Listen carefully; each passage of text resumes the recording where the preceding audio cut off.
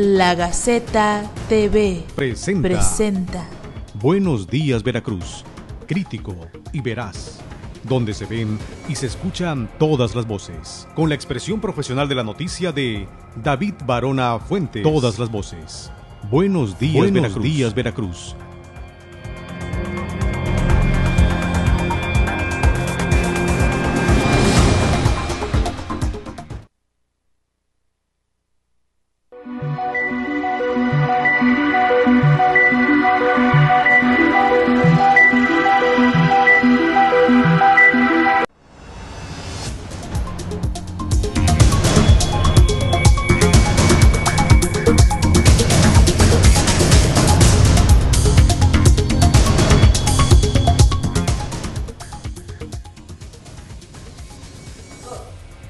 Buenos días, Veracruz.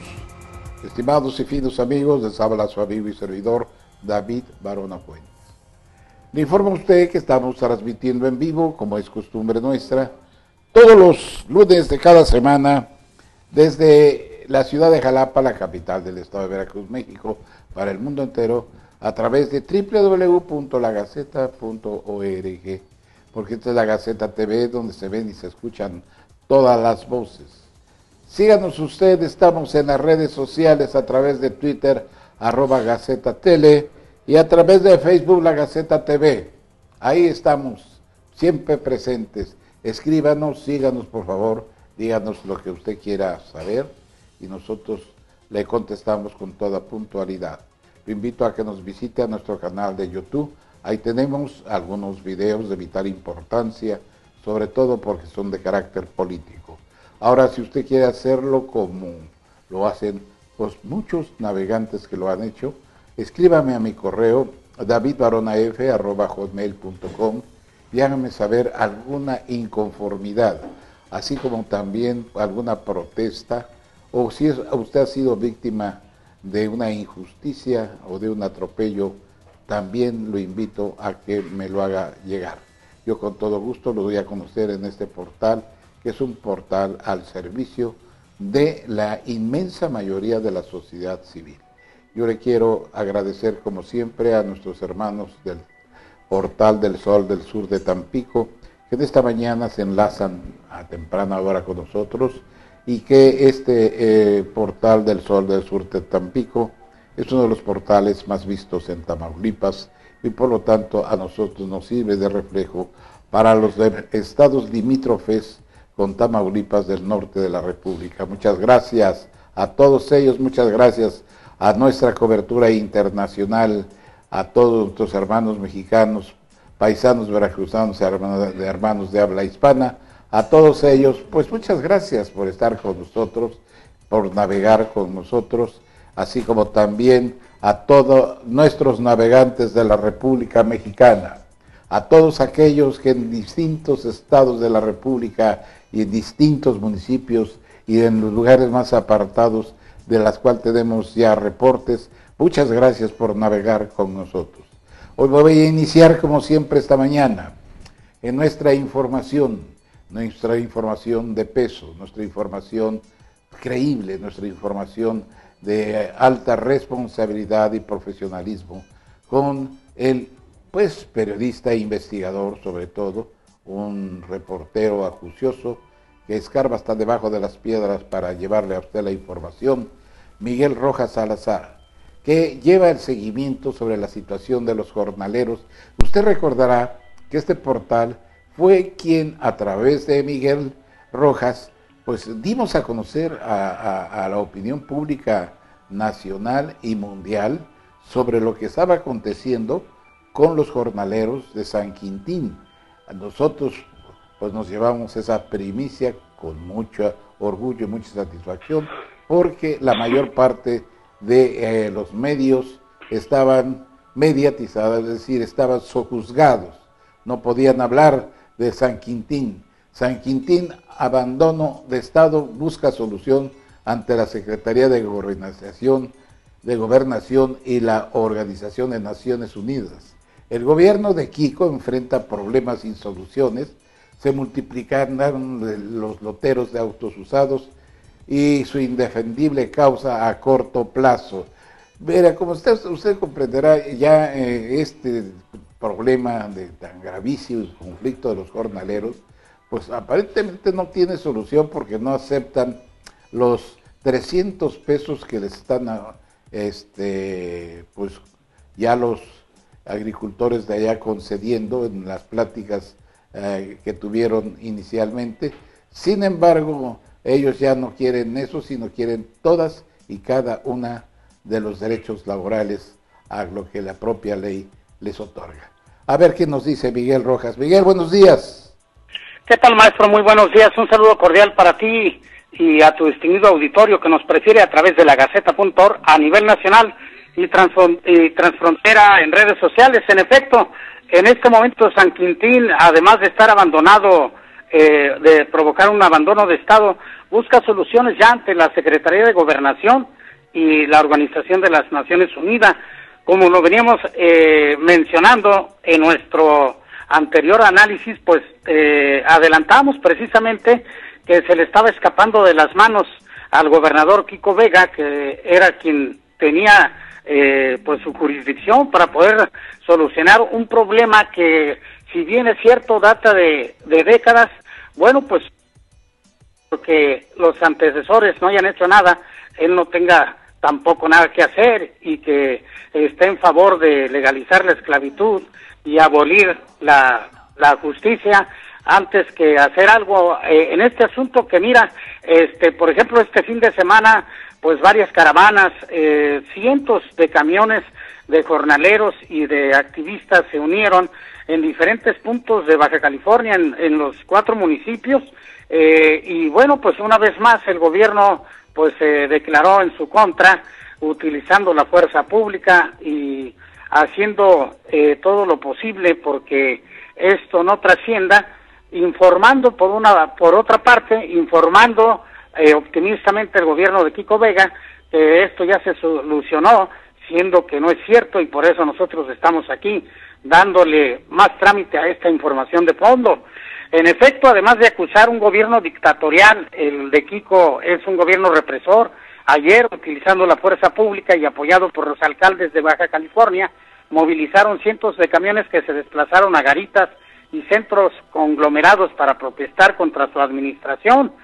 Bajo el sello de ingobernabilidad, el mandatario de Baja California, Kiko Vega de la Madrid, antepone intereses de ricos a los derechos de los pobres jornaleros de San Quintín, sosteniendo que si se incrementa el salario, vendrán más migrantes, evadiendo así su responsabilidad jurisdiccional como órgano ejecutivo.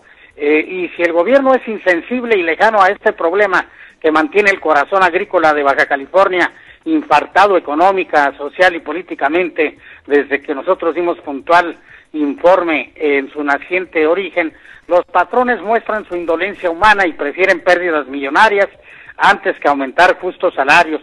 Los caciques de los surcos se proponen matar de hambre a los sembradores esclavizados para ganar esta desigual guerra. Por eso es que nosotros vamos a ir informando de lo que ocurre, porque fíjate que hasta el momento es muy subjetiva esta información que da el gobierno de Baja California al citar que ya regresaron miles de jornaleros. La verdad es que solo 50 hectáreas se han reactivado, que no es ni la cuarta parte de sembradíos. Los comercios, escuelas y visitantes de temporada permanecen en estado de psicosis. El informe subjetivo del gobierno de Kiko oculta que los jornaleros que han regresado, en su minoría, han sido bajo amenazas de todo tipo. Los bloqueos de jornaleros de San Quintín se extendieron este fin de semana en puntos vulnerables de Mexicali, Rosarito y Tijuana. Mientras esto ocurre, bueno, pues Estados Unidos emitió alertas a sus connacionales, por lo que el turismo de Semana Santa podría emigrar a otros destinos turísticos, afectando aún más la deteriorada economía e imagen del gobernador de Baja California. Nosotros nos dimos un recorrido sobre centros turísticos del sur de San Quintín, que son de exclusividad para turismo norteamericano en estas fechas y en otras fechas calendarizadas. Bueno, pues hasta este momento lucen desiertos ante el brote de violencia y disturbios. El informe del gobierno de Kiko oculta que los jornaleros que han regresado, además de haber sido amenazados, pues les han ofrecido expectativas que son muy de una marcada diferencia entre lo que solicitan y lo que ofrece la parte patronal, y se ha valido de medios, ha utilizado al periódico El Mexicano, toda vez que tiene un problema ahí legal con la editora de los diarios Frontera y El Vigía, que son de esa casa editorial, pues omiten cualquier posicionamiento al respecto. Pero lo que sí es cierto es que el periódico El Mexicano, que es priista, que es de Eligio Valencia Roque, y en este momento está coadyuvando a esta causa, muestra un optimismo y en su mayoría manifestándose contra el incremento entre lo que ellos solicitan, 300 pesos, y lo que ofrecen 200, ya que entre lo que se dice, lo que se piensa y lo que se hace son tres cosas diferentes, porque los que han regresado, me refiero a los jornaleros que ya están ahí trabajando, solamente han recibido el 30 pesos de más y 45 de más en algunos que hacen sembradíos de mayor esfuerzo, pero bueno, hasta este momento este es el aumento a quienes han retornado a sus labores, sobrepasando la ley, porque hay que recordar que la mesa de negociaciones ha evadido el punto central, y en este momento vamos a tener todavía por ahí de una o dos ediciones más nombres y lugares sobre los que pesan severas denuncias. Uno de ellos es el Rancho de los Pinos, que es de los hermanos Rodríguez. Precisamente Antonio Rodríguez fue secretario de Fomento Agropecuario durante la administración del gobierno antecesor de Kiko Vega, que fue del también panista José Guadalupe Osuna Millán, y es precisamente donde más abusos laborales se cometen, y el gobierno del estado lo tolera. Eso no lo digo yo, obviamente es un reclamo de uno de los voceros de los jornaleros. Además, Fidel Sánchez, que es quien entrevistamos, asegura y delata que Francisco Vega de la Madrid los ha acusado de que son guerrilleros, de que hay empresarios o partidos detrás del movimiento, cosa que no es verdad, y nosotros, entendiendo esta figura, pues podemos adelantar que realmente lo que está, la trama que hace este gobierno opresor, pues es crear dentro del mismo grupo de los jornaleros que protestan una infiltración de gente del gobierno para hacerlos caer en la provocación y poderlos levantar, como ya lo hicieron el día que se originaron estos hechos, el pasado 17, y que precisamente pues fueron levantados 200 jornaleros por supuestas faltas a la orden de policía y buen gobierno, cosa que no es cierto, e igualmente pues bajo el pretexto de que eran vándalos. Esto es uno de los oficios claros que mueven todos los gobiernos, no nada más el de aquí. Esto es lo que ha ocurrido en otras legendarias latitudes y actos ensoberbecidos de gobiernos como este tipo, que antes de arreglar o de buscar una solución, pues va a terminar cercenando el problema a su modo, un modo que es un estatus de poder. Pues fíjate que el contraste con Fidel Sánchez, que es el vocero de la Alianza de Organizaciones por la Justicia Social, ha comentado que su organización solicitará la intervención de la Secretaría de Gobernación, porque el gobierno de Kiko Vega no ha tenido la capacidad de dar solución a lo que están exigiendo desde el pasado 17 de marzo. Y eso lo comentó ayer, pero un día antes, el sábado, había establecido que, de ser necesario, irían hasta la Organización de las Naciones Unidas. Esto provocó que se convocara de carácter urgente un movimiento entre el gobierno a partir de funcionarios de primer nivel allegados a Kiko Vega, para promover esto que se está anunciando en los medios de manera muy opaca y de manera, pues vamos, muy tibia, porque ni es cierto, ni es una verdad total, ni es una mentira fuerte, porque lo que ellos declaran es que ya se regresaron a los surcos a trabajar, y no es cierto, es una minoría como nosotros lo hemos constatado. Y hay que recordar que desde el pasado 17 de marzo 1 millar de jornaleros declarados en paro laboral bloquearon con palos, piedras y llantas la carretera transpeninsular, lo que ya dimos cuenta en el noticiero respectivo alusivo a esa fecha, para que fueran escuchadas sus demandas. Entre estas demandas pues era el incremento del salario, ser inscritos en el Instituto Mexicano del Seguro Social y el fin al acoso sexual en los campos. Como vemos, de los tres más importantes peticiones de los jornaleros, ni el incremento salarial ni el acoso sexual, solamente los han engañado diciéndoles que va a haber una inscripción por ahí al Seguro Popular, que esto era una salida tibia también, y mientras tanto, bueno, pues esa mesa de negociaciones con la autoridad del gobierno estatal y los dueños de las empresas no se ha llevado a cabo. Se está tomando de manera unilateral este derecho que solicitan o que los asiste a los jornaleros, y el gobierno nuevamente está en una posición unilateral. Hay que recordar también que ese mismo día, luego de más de 30 horas de bloqueo, arribaron a la zona decenas de policías federales, estatales y municipales, y que comenzaron a desalojar la zona presuntamente utilizando balas de goma y gas lacrimógeno. Ahí nosotros dimos cuenta de 200 personas que fueron detenidas bajo el pretexto de consumar actos vandálicos, y los policías de los tres órdenes de gobierno realizaron ese desalojo a balazos. Hasta hoy, lo que parece ser la última palabra del gobierno de Kiko Vega de la Madrid es legalizar la esclavitud y abolir la justicia en San Quintín. Bueno, maestro, pues hasta aquí nuestro reporte. Si no hay alguna duda o pregunta, regresamos contigo, maestro. Muy completo tu reporte, mi querido Miguel. Oye, ¿qué ha pasado con los manifestantes de Ayotzinapa que estuvieron ahí presentes al inicio de los bloqueos y todo esto? Muy interesante tu pregunta. Desde la edición anterior, como recordarás, yo dije que ya había un involucramiento de líderes sindicales. Estos líderes sindicales de la Coordinadora Nacional de Trabajadores de la Educación, era de la sección 2 y de la sección 1 de Oaxaca y de Guerrero. Bueno, pues quiero decirte que ya ellos fueron totalmente castradas sus voces.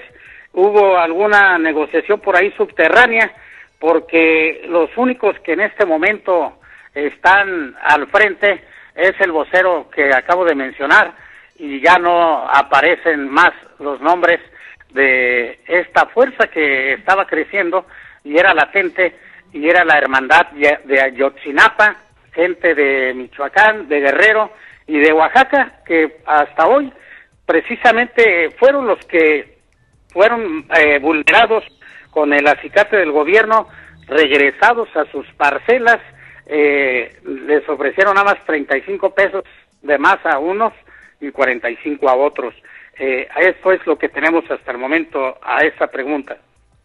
Sí, porque de acuerdo a las peticiones que están haciendo los jornaleros, pues no solo quieren los 300 pesos, sino quieren lo que la ley laboral establece, la Ley Federal del Trabajo, es decir, los aguinaldos, los 30 días, la inscripción al Seguro Social, muchas otras beneficios que pues, realmente no quieren aceptar los dueños de los ranchos, y que el gobierno del estado de Kiko Vega pues parece permanecer indiferente. Totalmente de acuerdo contigo, porque aquí estamos hablando de materia laboral, por lo cual se está invocando a las leyes, y en ese sentido el gobierno, como ya lo hemos hecho notar, el gobierno precisamente de Kiko Vega de la Madrid, está más a favor de los feudales, de los esclavos.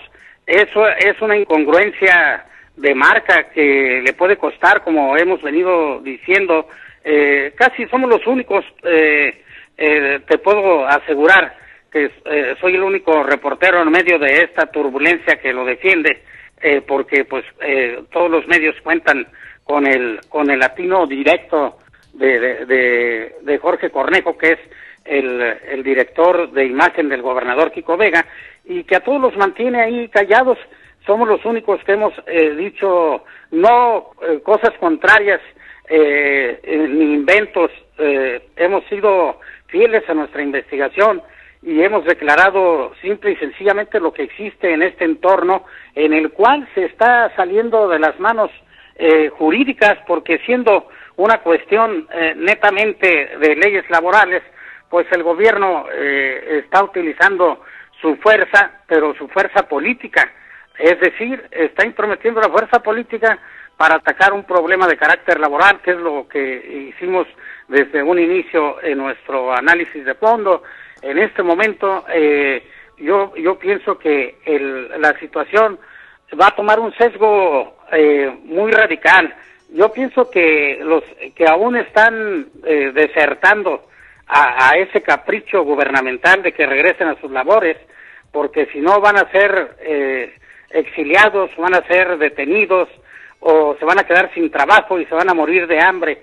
Esas son las propuestas, entre comillas, de los patrones. ¿Por qué? Porque los patrones, pese a las cantidades que hemos manejado en nuestra edición anterior, que son millones de dólares de pérdidas, unos 30 millones, unos 40 millones de pesos en moneda nacional, en estos 10 días, ya son 12 días de paro laboral, y ahora con un 35% por ahí de jornaleros que están regresando. Estas pérdidas no le hacen nada, no les hacen cosquillas a los feudales. En cambio, por la otra parte, sí vemos que los esclavos del siglo XXI están sufriendo las consecuencias, y por eso es que muchos de ellos han regresado. Aparte de las amenazas, pues el hambre y la sobrevivencia humana los ha hecho que regresen solamente yéndose con el canto de las sirenas, porque reitero, este problema data de 30 años atrás y ninguno de los gobernantes de Baja California ha podido meter freno al yugo de los criollos, y en ese yugo de los criollos pues nosotros estamos hablando de que Kiko Vega es un empresario que es mucho más empresario que gobernador, porque tiene más recursos, tiene más proyectos en lo personal que entre sus gobernados. Por lo tanto, aquí estamos viendo nosotros claramente que la mano del poder político en Baja California es lo que está haciendo solucionar a fuerza un problema que, si bien ya dio la vuelta al mundo, podría reactivarse de un momento a otro, porque te reitero, son más los que están en oposición, y aunque han quitado del camino, valiéndose de argucias, a los líderes que tú mencionas, lo cual preguntas, a los líderes del movimiento de Ayotzinapa, de Guerrero, de Oaxaca y Michoacán, por el momento los han quitado, pero nosotros hemos estado dándole seguimiento y preveemos que en unas horas o en un día o dos, si no les hacen el incremento, entonces podría estallar la violencia, y ahora sí en un sentido más fuerte, porque hasta el momento hay que considerar que el saldo ha sido blanco, solamente con encarcelamiento a esos amotinamientos sociales que ha habido desde el pasado 17 de marzo, y de lo cual, por supuesto, estaremos dando seguimiento en esta edición y en las próximas, maestro. Muy bien, vamos a darle seguimiento muy puntual. Es un problema muy serio, un problema muy grave. Tantos problemas que tiene el gobierno de Peña Nieto, uno más, y allá en la frontera, que pues este problema ya como tú dices, ya dio la vuelta al mundo. Que no piense Kiko Vega que por ser el señor feudal, el señor virrey de Baja California, con sus medios que los tiene a sus pies, cree que va a tapar el sol con un dedo. Que se olvide de esa situación. El problema de los jornaleros, de allá de donde está el conflicto ardiendo, está hirviendo, no se lo puede quitar de encima. ¿Por qué? Porque nosotros en este noticiario, que es de cobertura internacional, ya ha recorrido el mundo, ya en toda la República ya saben realmente qué es lo que está pasando allá en Baja California. Que no piense Kiko Vega que con su prensa mercenaria va a silenciar y a callar la angustia de lo que están atravesando nuestros hermanos trabajadores del campo, y que desgraciadamente nadie, absolutamente nadie se atreve a decir la verdad por temor, primero, a miedo de la represalia y segundo, por los cañonazos de dinero. Bueno, si tú nos ordenas esas cosas, nos estamos viendo el próximo miércoles. Nada más añadir que por la probable violación de derechos humanos a este grupo de jornaleros agrícolas de San Quintín, la Comisión Nacional de los Derechos Humanos también abrió un expediente de quejas e investiga los hechos, pero también es otro motivo por el cual nosotros hacemos una denuncia pública. El Centro de Derechos Humanos nada más fue y entrevistó a 20 personas y se regresó con los expedientes. Yo creo que están congelados.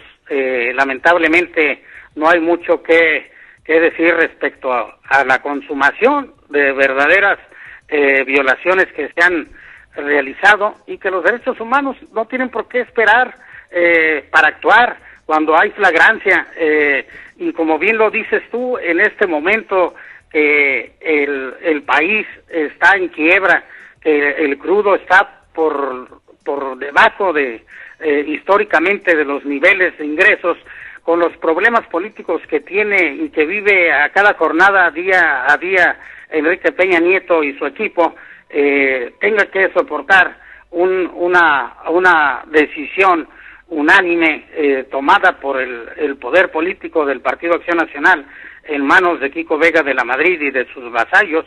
Yo creo que va a ocurrir una de dos, como te digo, o ellos lo quieren hacer a la fuerza y llevarse al resto de los jornaleros bajo su capricho, o explota esto y le va a explotar, pero con un sentido mucho más fuerte de lo que espera el gobierno de Kiko Vega, porque si entra a la Secretaría de Gobernación, entonces sí que le van a armar un asunto ya politizado, pero totalmente en contra de lo que ha esperado Kiko Vega, como siempre ensoberbecido, con una imagen sonriente, no es la que definitivamente define a un gobierno con sensibilidad. Bueno, pues estaremos al pendiente de este seguimiento, maestro, y estamos contigo, dejándote un fuerte abrazo y un saludo cordial a todo el equipo. Muy bien, mi querido Miguel, nos vemos el próximo miércoles.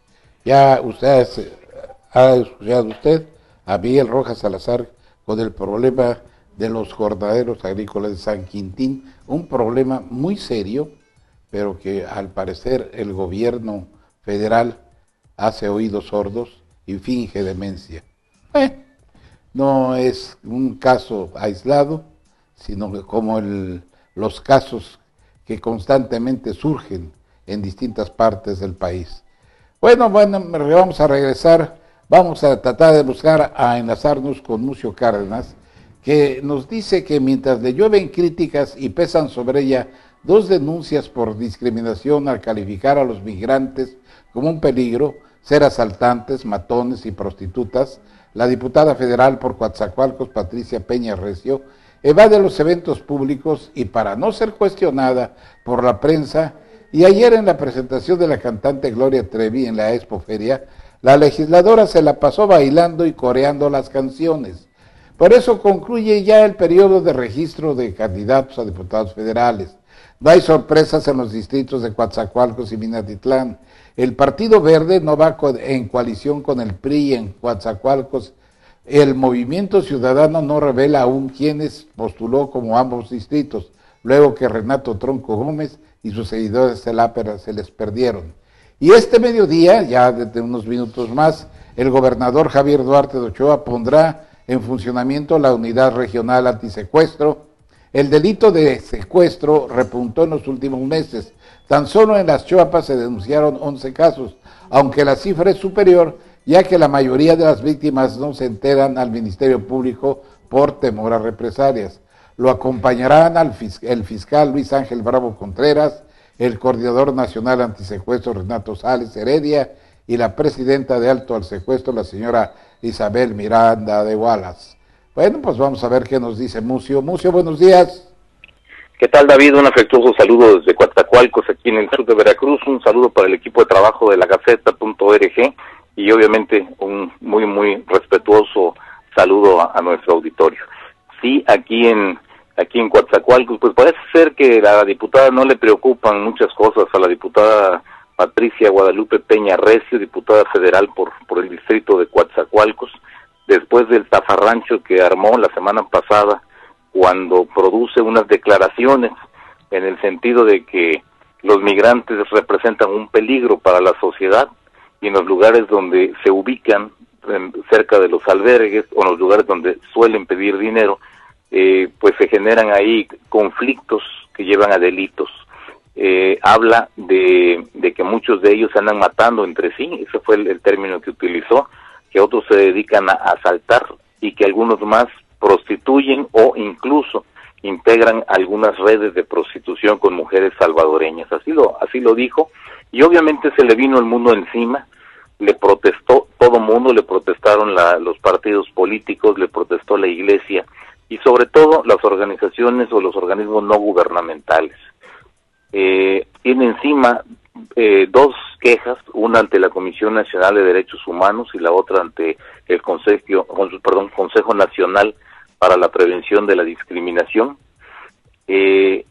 Está suscrito por 28 organizaciones estos dos documentos, ya fueron presentados y se espera que haya una recomendación de la Comisión Nacional de Derechos Humanos y del CONAPRED, exhortando al Congreso de la Unión y a la Comisión de Asuntos de la Frontera Sur-Sureste, de la que Patricia Peña Recio es la secretaria de esa comisión, bueno, para que se le haga un exhorto y se le conmine a disculparse públicamente, que se retracte de sus declaraciones y que observe. En estos casos incluso los envían a cursos de orientación para que respeten a las personas y eviten la discriminación. Es un caso bochornoso por el lado que se le quiera ver, pero parece ser que a la diputada le importa bastante poco lo que se diga de ella. Últimamente no ha querido asistir a eventos públicos. Esperemos que ahorita en cuestión de unos minutos sí se presente a este arranque, esta inauguración de la unidad antisecuestro de tipo regional que va a echar a andar el gobernador Javier Duarte de Ochoa, pero ha estado ausente de muchos eventos públicos porque la prensa la sigue cuestionando sobre esas declaraciones, le sigue preguntando, la sigue confrontando con lo que ella dijo, y ella ya le ha sacado la vuelta. Por ahí hay una declaración que logramos rescatar.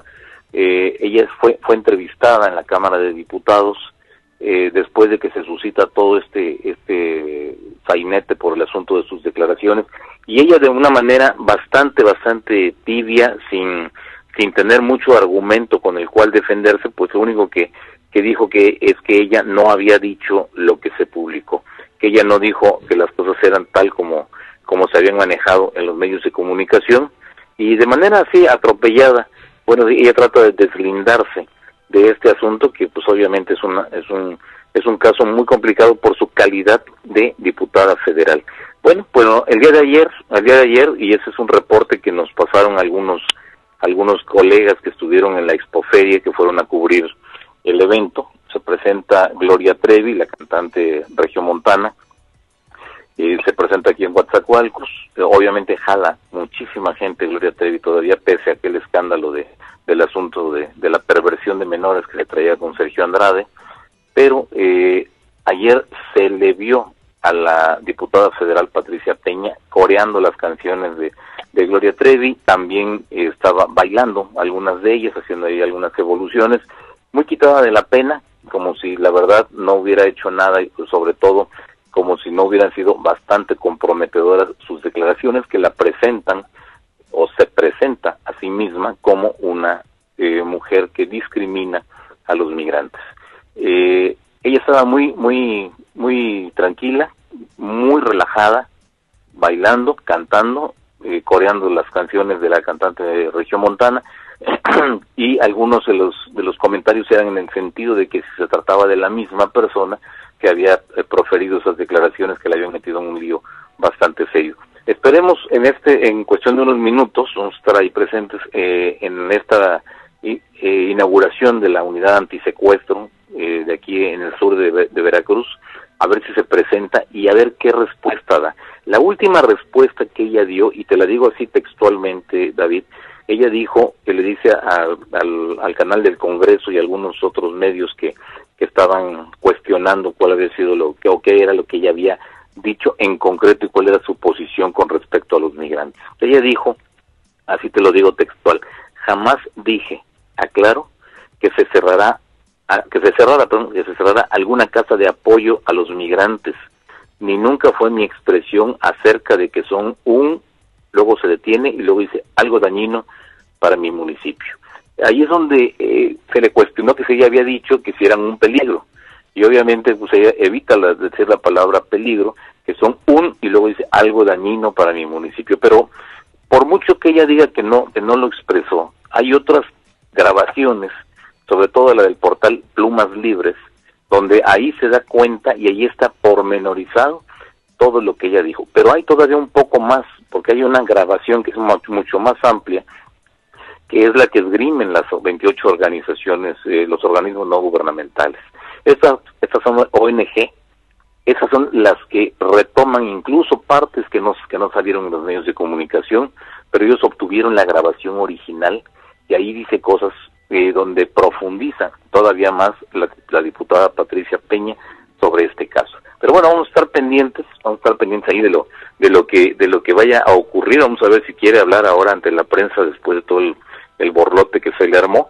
Vamos a esperar unos minutos a ver qué dice la diputada, o si por alguna razón se excusa estar presente. Ella es muy asidua a todo lo que son inauguraciones de oficinas, de escuelas, de exposiciones, etcétera. Ella es ajonjolí de todos los moles y es la diputada cortalistones, así se le llama aquí en Coatzacoalcos, porque a eso se ha dedicado, más que legislar.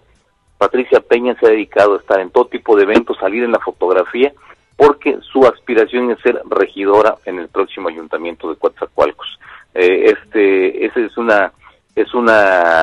Es un sueño prácticamente de Patricia Peña, porque después de lo ocurrido con el asunto de los migrantes, difícilmente el PRI se va a arriesgar a tener en una planilla a una persona que hace esto. Bueno, pero también viniendo del PRI, pues todo se puede esperar. Por otra parte, te quiero comentar que ya concluyó el periodo de registro de los candidatos a diputado federal. El periodo fue del 22 al 29 de marzo. Concluyó el día de ayer. Quedaron registrados sin mayor sorpresa, pues obviamente por el PRI, aquí en Coatzacoalcos, en el distrito 11 de Coatzacoalcos, queda registrado Rafael García Bringas, como suplente Roberto Chagra Nasif. Por el partido Acción Nacional queda Gloria Santos Navarro. Ella es una persona que emerge de la sociedad civil, que hizo una labor en el asunto de la atención a niños enfermos de cáncer y gestionó lo que ya se volvió una realidad, una sala, un área específica dentro del Hospital Regional de Coatzacoalcos para los niños con problemas de cáncer. Es una sala de oncología pediátrica que la acaban de inaugurar hace unos 2 o 3 días aquí en el aquí en el municipio de Coatzacoalcos. Ya formalmente ya está. Bueno, esa es parte de la labor que en su momento hizo Gloria Santos, que está muy desprotegida por el Partido Acción Nacional. No se ve que muchos panistas vayan a participar y quizá eso no permita que levante mucho esa candidatura. Por otro lado tenemos a Rocío Nale. Rocío Nale se registró en la Ciudad de México. Ella es una ingeniera química, es asesora de Andrés Manuel López Obrador, es asesora en el Senado de la República, maneja perfectamente el tema de la petroquímica, de todas las implicaciones que tiene el ir desmantelando poco a poco la petroquímica hasta convertir en chatarra toda la industria aquí en Coatzacoalcos, en este corazón que es un polo industrial aquí en el sur del estado, y que finalmente, bueno, pues sea rebasada por iniciativa privada hasta su cierre. Ella maneja perfectamente el tema, ya fue candidata a diputada federal hace 3 años, quedó muy cerca de Joaquín Caballero Rosiñol, quien a la postre pidió licencia y se convirtió en alcalde. Ella logró 77,000 votos, una votación extraordinaria que obviamente fue por el arrastre de Andrés Manuel López Obrador, que era candidato presidencial. Y así tenemos candidatos menores como Rodolfo de la Guardia, que es padre de Rodolfo de la Guardia García, que fue director de Interpol México y que posteriormente terminó durante 5 o 6 años estuvo encarcelado por el gobierno de Felipe Calderón. Lo libera el gobierno de Enrique Peña Nieto. Los demás candidatos son de muy bajo perfil. El caso de Movimiento Ciudadano y Gonzalo Guízar, que es la figura que viene de atrás hacia adelante con un partido muy pequeño, un partido de nueva creación, como es el Partido Encuentro Social, pero que está posicionado muy rápido porque todo el mundo sabe quién es Gonzalo Guízar Valladares, que ya fue presidente del PRI en Coatzacoalcos, que fue diputado federal, que fue diputado local, que fue regidor en el ayuntamiento de Coatzacoalcos, que fue director de gobernación, líder del Frente Juvenil Revolucionario. Es decir, estamos hablando de un tipo con una trayectoria muy amplia y que obviamente va a repercutir esto en la votación.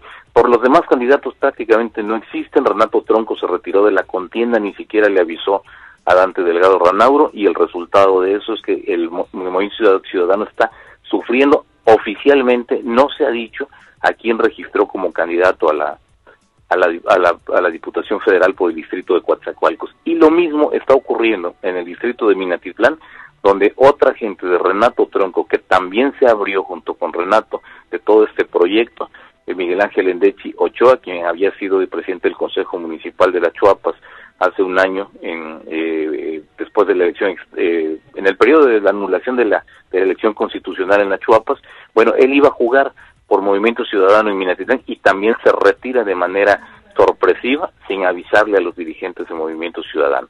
En el caso del distrito de Minatitlán, el candidato del PRI es José Luis Sáenz Soto, que había sido presidente municipal, que finalmente, bueno, pues él se pide licencia, es postulado para la Diputación Federal, y ahí está ya apuntalado por los petroleros, que son los que van a tratar de llevarlo al triunfo. Ahora sí que es una apuesta del sector petrolero por él, aunque él no es petrolero en esencia, no ha trabajado en Pemex, él es una persona que se dedica a otras actividades, pero que ha caído bien en el ámbito del grupo que comanda Jorge Guade González, el líder de la sección 10. Por otro lado, tenemos a la potra, la famosa Juana Isabel Morales Aguirre, quien va por el Partido de la Revolución Democrática. Trae una candidatura muy fuerte, Juana Isabel, pero recordemos que en su pasado hay un muerto, y ese muerto es su marido. Su marido fue asesinado después de una discusión con ella en la alcoba familiar, en el rancho Los Javieres, ahí muy cerca de Minatitlán. Muere de varios balazos, ella resulta herida también, se sospechaba de ella, se sospechaba de su hija, finalmente le cargan la culpa a un trabajador, y mencionan que ella dice que su marido, después de la discusión, le dispara, la hiere y él se pega un balazo. Llega el ayudante de ellos y al verlo herido lo remata. O sea, totalmente insólito lo que se plantea. Es obvio que haya llegado encerrado, y ese es un hecho en el pasado de la potra que pudiera representarle una caída fuerte en la intención de voto. Por otro lado, tenemos a Claudia Aguilar Molina, quien va por el Partido Acción Nacional. Y fuera de eso, pues prácticamente no hay nada. Morena postula a una oftalmóloga, a María Elena Oluarte Ambrosio, ¿sí? Y los demás candidatos no tienen prácticamente nada. O sea, está totalmente caída la elección. No es más que PRI, PRD, en el caso de Minatitlán, y aquí en Coatzacoalcos sí, un poco más variado, porque Rafael García Bringas no tiene fuerza, porque viene de haber sido panista, de antes haber sido priista, no lo cachan los priistas ahora, hay mucho resentimiento, a pesar de que el grupo de Marcelo Montiel ya se sentó, practicaron la operación cicatriz y dicen que lo van a ayudar, cosa que Rafael García Bringas sinceramente dice que no lo cree. Platicamos con él, no lo cree, él dice que él espera que le cumplan y estará preparado para lo que venga. O sea, no hay ahí mucho que buscarle. La elección de Coatzacoalcos es más cerrada por la presencia de Gonzalo Guízar en la oposición, de Rocío Nale por el PRD, del caso de Gloria Santos por el PAN, más pareja la elección, porque Rafael García Bringas no tiene mucho y los priistas difícilmente lo van a ayudar a sacar adelante esto, aunque la oposición también peca de que no tiene mucho empuje. Si hubiera sido un solo candidato de oposición muy fuerte, sí, pudieran hacer más, pero está muy diluida y muy atomizada la fuerza de la izquierda. Y ya para concluir, te menciono de lo que hablaba hace un momento. En cuestión de unos minutos se va a dar a conocer ya oficialmente, se va a inaugurar la unidad regional antisecuestro, y es necesarísimo que se haga algo, independientemente de que ya sabemos que todo esto luego resulta que no son más que una forma de colocar a los amigos ahí en algunos puestos para que tengan un salario de aquí a que termine el sexenio. El problema es que aquí en el sur de Veracruz ha repuntado el delito de secuestro. La cifra más alarmante está en las Chuapas, donde nada más durante 2014 fueron 11 secuestros en cuestión de 12 meses. Esos fueron los que se denunciaron. Los que no se denuncian, los que no se llevan ante el Ministerio Público, sí, que es la mayoría, se calcula que solamente se denuncia el 20%. Entonces estaríamos hablando de que de aproximadamente 60 secuestros únicamente se denunciaron 11 o 12. O sea, la situación, la cifra es bastante preocupante, porque estaríamos hablando de una cantidad elevadísima de secuestros, pero la mayor parte no se denuncian porque a la familia la amenazan, la familia de la víctima, o a la propia víctima cuando la liberan le dicen, ¿sabes qué? Si ustedes presentan una denuncia o proceden, te van a ir todos, toda la familia completa. Entonces prefieren no moverle al caso. Esta unidad antisecuestro va a ser inaugurada dentro de unos minutos por el gobernador Javier Duarte de Ochoa. Va a estar aquí Luis Ángel Bravo, el fiscal general del Estado. Viene Renato Sales Heredia, quien es el coordinador nacional anticorrupción. Viene Isabel Miranda de Wallace, famosa ella por haber iniciado todo este asunto de los espectaculares con la fotografía de los asesinos, incluso de policías secuestradores y asesinos de su hijo, y que ella preside actualmente la organización Alto al Secuestro. Vamos a ver qué sucede de todo esto. Lo que siempre ocurre es que las inauguraciones son muy espectaculares, son muy bonitas y cargadas de buenos deseos, pero la realidad es que habría que ver hasta dónde esto va a funcionar. No vaya a ser que el día de mañana los encargados de evitar, de prevenir y de sancionar el secuestro, pues terminen siendo parte de todo lo que ya hemos visto por muchísimos años. Hasta aquí mi comentario, David. Quedo a tus órdenes. Muy bien, mi querido Mucio, muy completa tu información. Vamos a darle seguimiento a lo que ya lo venimos manejando, la cuestión electoral. Estamos pendientes para el próximo miércoles. Como no, claro que sí, David, un afectuoso saludo para ti, para todo el equipo de trabajo y para nuestro auditorio, y estamos en comunicación el miércoles próximo. Adelante. Sí, muchas gracias, mi querido Mucio. Ha sido Mucio Cárdenas, que siempre muy puntual con su información. Mire, noticia de última hora. La Procuraduría General de la República, PGR, perdió este domingo a Eric Salvador Rodríguez García, único testigo protegido que tenía en su acusación contra Elba Ester Gordillo, en el juicio penal más importante que enfrenta la maestra por presunto lavado de dinero de 1.978 millones de pesos, ya que la ex titular de la tesorería del sindicato magisterial falleció ayer en el Hospital Dalinde de la Ciudad de México por complicaciones derivadas de insuficiencia cardíaca, informaron fuentes de la Procuraduría y médicos de la clínica privada. Pues esta ha sido una noticia que para Elba Ester Gordillo pues vendrá a tener que traerle un tanque de oxígeno al juicio que se está llevando, y que, como usted recordará, se está analizando la conveniencia de otorgarle la libertad domiciliaria, y ahí pues pasar los años que tenga que purgar de pena, de acuerdo a la sentencia que le otorgue el juez de la causa. Pero mientras tanto, la Procuraduría General de la República, la PGR, se ha quedado sin el testigo protegido. Bien, ahora pasemos a otra cosa. El panorama desolador en el norte de Chile. Las zonas del norte de Chile afectadas por las inundaciones ofrecen un panorama desolador, y se espera que aumente la cifra de víctimas de la catástrofe, que hasta ahora han dejado 10 muertos y 19 desaparecidos, informó la presidenta chilena Michelle Bachelet. Nos informa la agencia EFE. Se espera que aumenten las víctimas por las inundaciones en el norte de Chile. El balance por el momento es de 10 muertos y 19 desaparecidos. Pero la presidenta chilena Michelle Bachelet advirtió que estas cifras aumentarán a medida que los equipos de rescate lleguen a todas las zonas afectadas por el temporal. Bachelet describió el panorama que vive la región en una rueda de prensa en el Palacio de la Moneda, después de encabezar un comité de emergencia junto a varios ministros de su gabinete. Es desolador y necesitamos apurar, y en eso hemos estado mirando cómo apuramos el tranco para llegar justamente a localidades que aún están aisladas y que requieren de nuestro apoyo. Las fuertes lluvias que cayeron a comienzos de semana en las regiones de Coquimbo, Atacama y Antofagasta causaron auténticos estragos. Desbordamiento de ríos y aluviones que arrasaron con algunos poblados y dejaron graves daños en toda la zona. Según el último balance del operativo de emergencia, hay 4.634 damnificados y más de 4.000 viviendas dañadas. Y entre las prioridades del gobierno, continuar con la entrega de ayuda humanitaria, principalmente agua y alimentos. En la zona trabajan más de 7.000 efectivos y se han enviado más de 270 toneladas de ayuda.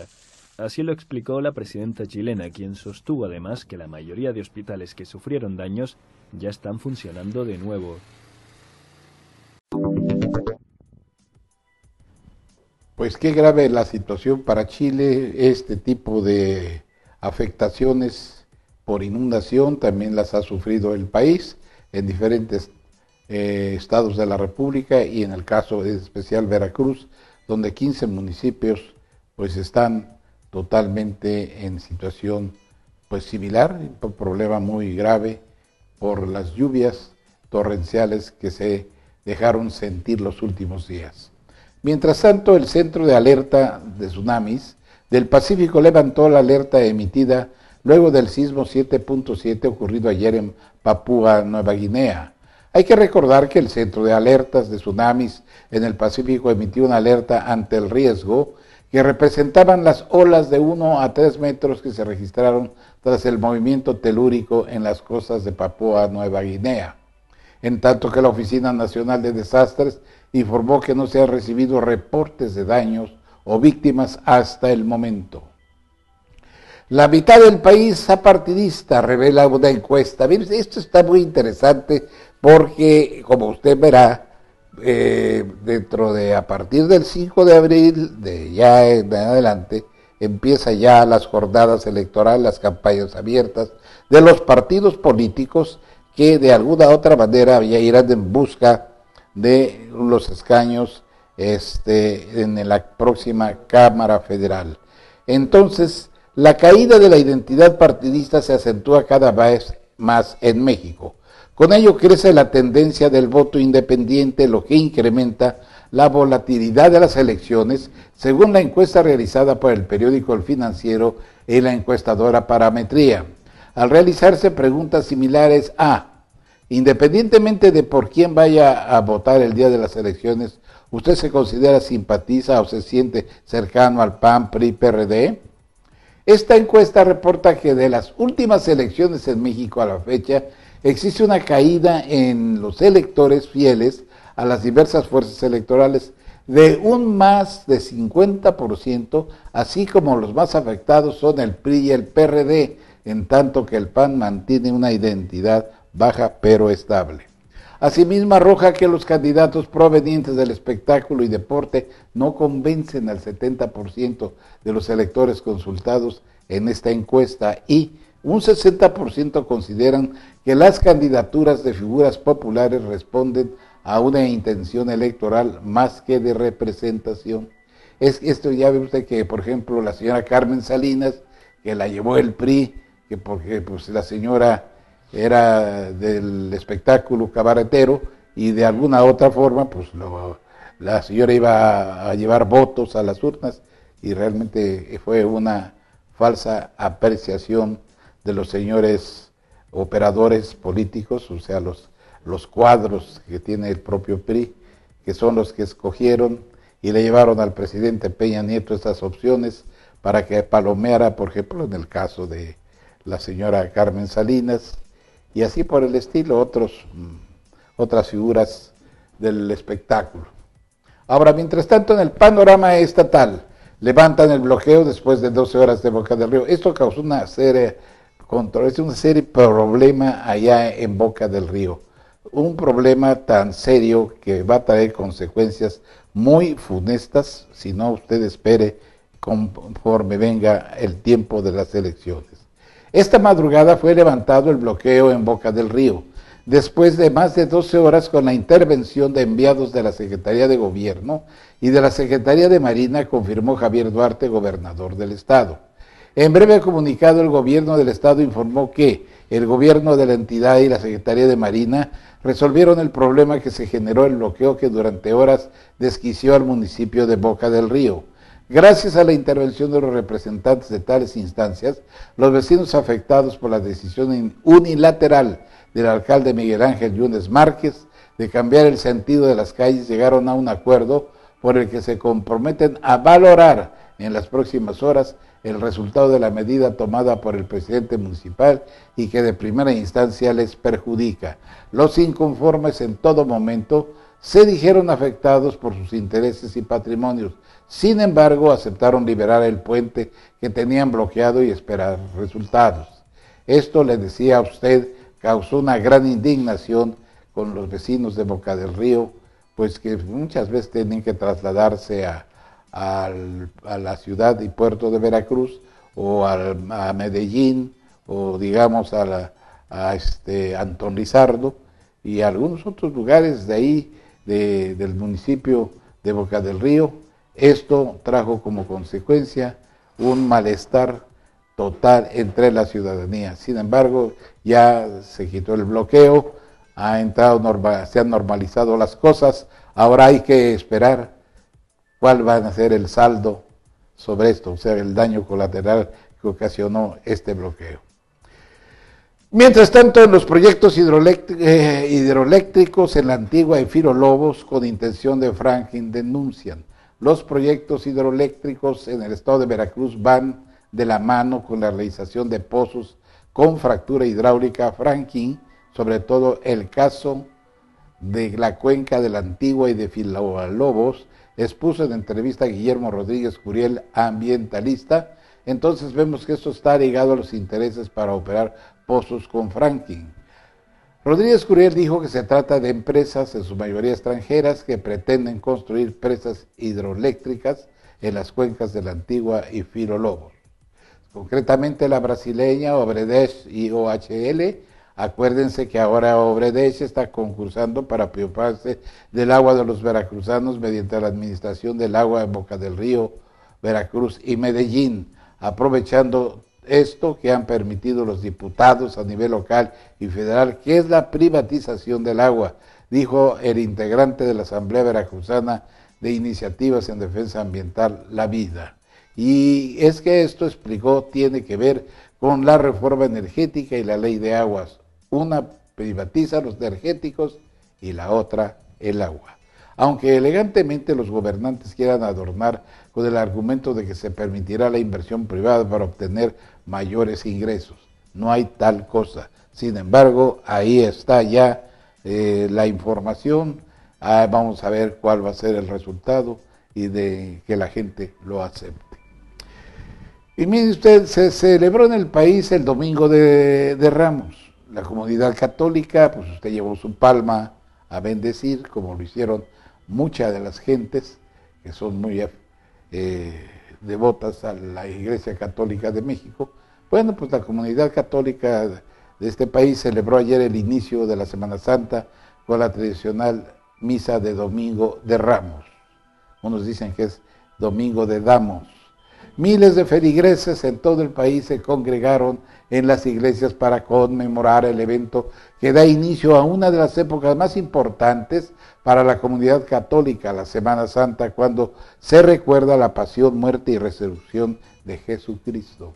En la Basílica de Guadalupe y en la Catedral Metropolitana en la Ciudad de México, el acto fue oficialado por el cardenal Norberto Rivera Carrera en compañía del presidente emérito del Consejo Pontificio del Vaticano para la familia Ennio Antonelli.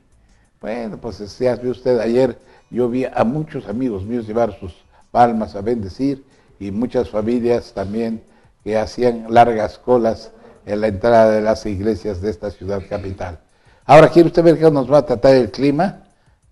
Bueno, ay, perdón. Así nos va a tratar el clima. Bueno, vea usted, la temperatura seguirá incrementándose, lluvias por la tarde y noche. Un sistema de alta presión provoca esta mañana cielo despejado a medio nublado en la mayor parte de los estados de Tamaulipas y Veracruz. Pero veamos el panorama del tiempo a cargo de la Comisión Nacional del Agua.